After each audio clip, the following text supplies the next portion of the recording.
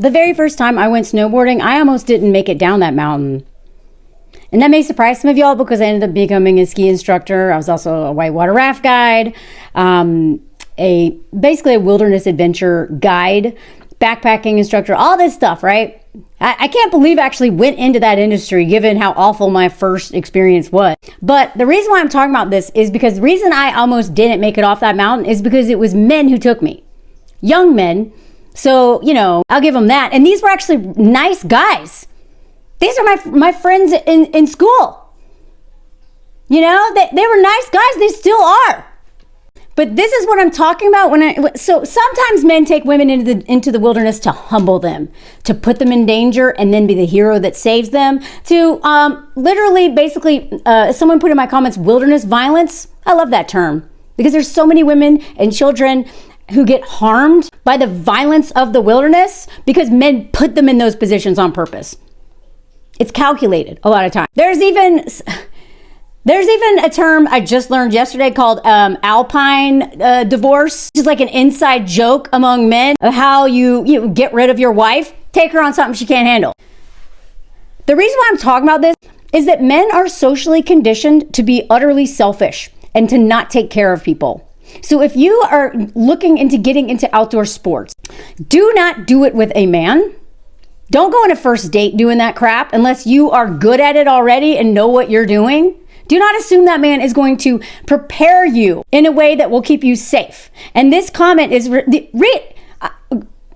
the comments in just this one video. Every time I talk about this, I get sometimes hundreds of comments of women who have almost died or women or people who have lost somebody, oftentimes a woman, to the recklessness, hubris, selfishness, or intentional wilderness violence of a man. And that woman who died in Austria, and the man is being charged because he took her up that mountain with terrible shoes, not appropriate boots, brand new, summiting late in January, ill-prepared, and then left her there and didn't answer any of the calls, didn't answer, like they were trying to reach him. They had a helicopter nearby. He left her to die. She froze to death, alone, near the summit of a mountain. I would not wish that death on anybody, not even my worst enemy. And the reason I want to talk about this is we have been socially conditioned to trust men as leaders. Now, before I say the rest that I'm going to say, I actually know a lot of men who are amazing wilderness leaders. I learned a lot from them. They kept me safe. They taught me how to be safe in the wilderness. I know plenty of them. They exist. And I really respect them. But you know what they have? Emotional intelligence. Most of them are men who are not your traditional, like toxic masculinity brands of whatever. Maybe they were raised with sisters. Maybe they were raised by parents who taught them to take care of themselves and to look after other people. But boys are taught to not even wipe their own butt, do their own laundry, feed themselves. You really think that they should be out in the wilderness taking care of your life so that you don't die of dehydration or the elements?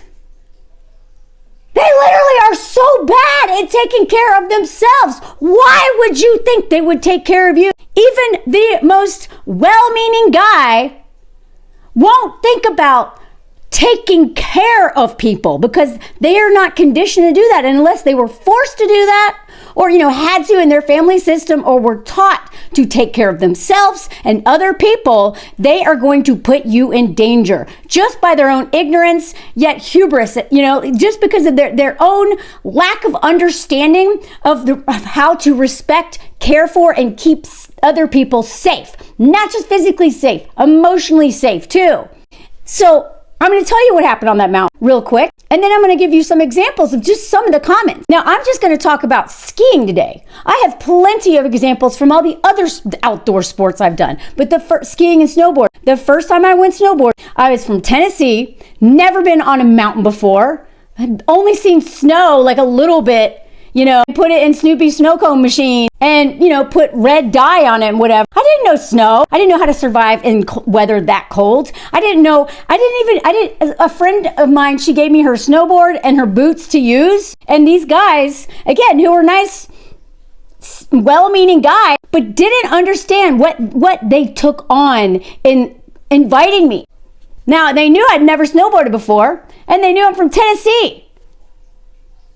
I had no idea what I was doing, and I show up, I didn't even know what ski socks were. I knew what long underwear was, but this is before I worked in the wilderness. I did not know that how important layering is. I didn't know that cotton is the fabric of death. And that if you're going to sweat when you ski, and your clothes are going to get wet, and if those clothes are cotton or certain fabrics, you are fucked. In the summertime, cotton is great. It'll keep you cold. It's perfect. In the wintertime, it's not. I didn't know I should be wearing wool socks. I didn't know any of that stuff. I just kind of went because what? I trusted them. I didn't understand how dangerous what I was doing actually was. I figured, well, there's a lot of people go there. Like, there's ski patrol. I had no idea. And I got there and they left me at the bottom of the mountain. They didn't even make sure I got on the ski lift. Do you know how hard it is to get on a ski lift for the first time on a snowboard? I literally was at the bottom and I was like, oh, where did they go? Okay, I guess I'll see them at the end. I had somebody taught me, basically, while I was standing in line, I was like, so I don't know what I'm doing. Should I just... And the guy was like, oh, yeah, okay. He tried to give me a quick lesson. I scooted up there, got on the chairlift, and right as we were about to get to the end, I was like, how do I get off this thing? He's like, oh, well, guess what? I face planted when I got off that thing, which is also kind of dangerous because if they're not paying attention, they don't stop it, someone's going to smack you. Anyway, it took me all day to get down that mountain. At one point, like, I didn't know what edges were, y'all. I didn't know what edges were. I didn't know that I had no idea. And at one point I was on a cat track and I fell off of it into some woods and I was in like chest deep snow, freezing my butt off. No cell phone because we didn't have those back then. No idea how the hell and I had this board under all the snow below me. It took me, I don't know, probably a good hour to get out of there. I was so cold. I also have Renaults, which I didn't know at the time, which is terrible. Winter sports are terrible for people with Renaults. Your hands and your toes freeze. Somehow I got out of that thing. I don't know if I figured out, I don't remember if I don't know. And then the very last hill, it occurred to me I could take my snowboard off and walk down, but I actually thought that might be dangerous because I was afraid someone's going to run into me. So I just stayed on the edge and I basically slid down on my butt the whole I went up one chairlift and it took me like 10 hours to get down. Maybe not that long. However, until literally the sun was going down and they were closing. Almost every time I tried to go skiing or snowboarding, I was basically teaching myself if I went with men. They just ditched me. Whereas I'm not saying that no woman would do that, but I'm saying that women are taught to be responsible for others. Even as children, you have girls who are taking care of their freaking dads. And I really honestly can't think of any examples in any of the outdoor sports that I've done where a woman took me and I didn't feel cared for. I was warned what to expect. I came prepared and I was taken care of the whole time. And now I have had some men. I've had, men who teach me to climb, teach me to do all kinds of stuff. Some of those were great.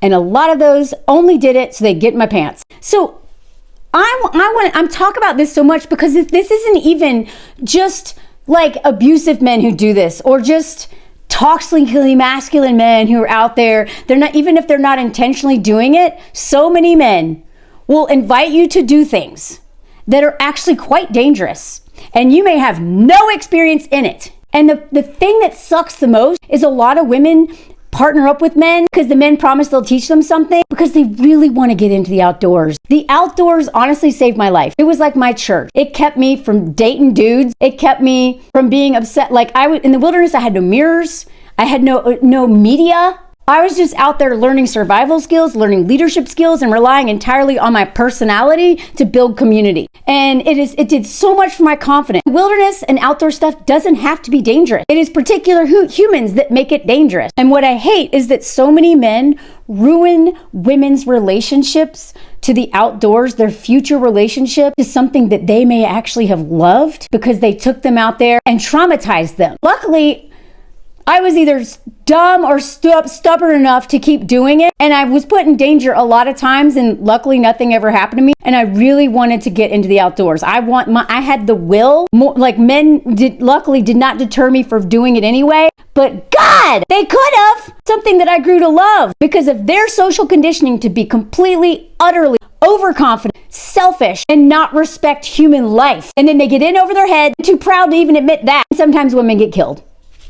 Anyway, every time I do a story like this from the outdoors, it triggers memories. Sometimes there's like every few months I have a new memory from the outdoors that I like, that makes me understand why I get men pretty well from having worked with them and survived with them, or survived them in the woods or in relationship or whatever, in my home. And I wanted to go in deeper into terms of like how you set yourself up to ensure your safety better. Because I hate that women are not getting into these sports that are really empowering and are so fun and awesome, because men ruin it. Please do not trust these men in the wilderness. If you want to go, I'm sure you'll probably do your research, or you'll find somebody who is competent, right? But please, unless you know that man very well, and you know that he's not somebody who fakes confidence, that he is actually diligent about and he understands responsibility, and you feel cared for. If he doesn't have those qualities, do not follow a man. Find a woman and make sure she has those qualities too, because there's definitely a lot of women who act like men. But they still have a different social conditioning systemically, and usually in their home. Anyway, let me know what y'all think. Please follow my Patreon. I have lives. I have a live with an Emmy-winning casting producer for reality TV shows, who's also been on a reality TV. That's my next live. That's coming up in December. I've got a holiday watch party. I have a lot of travel content, all kinds of stuff coming up. So thank you, Patreon people. Y'all keep me going. And thanks. Like, comment, share, boost. Make sure you're subscribed, all that stuff. Anyway. Stubborn bitch, you're a stubborn bitch. I'm so proud of you. You're a stubborn bitch. You said I'm gonna do this boy stuff, even though they're trying to kill me. They're a stubborn bitch, you're a stubborn bitch, and you became a bad, bad, bad, bad bitch. Hey, don't wait for a man to take you. Do it yourself, or get a woman to show you how. Stubborn bitch, carrying my shit, sleeping in my truck, climbing mountains and mowing lawns. Weed eaters. Stubborn bitch, hey, I'm so proud of you. Stubborn bitch, I'm so proud of you. You didn't get killed. Stubborn bitch, oh, and on the glaciers with that predator. Guiding rafts with men who didn't listen to you, and you saw a grizzly bear. Yosemite, you're a stubborn bitch. You stayed alive, survived men, and one more thing, I survived Jesus land. Let me know if you got to that part and want that story.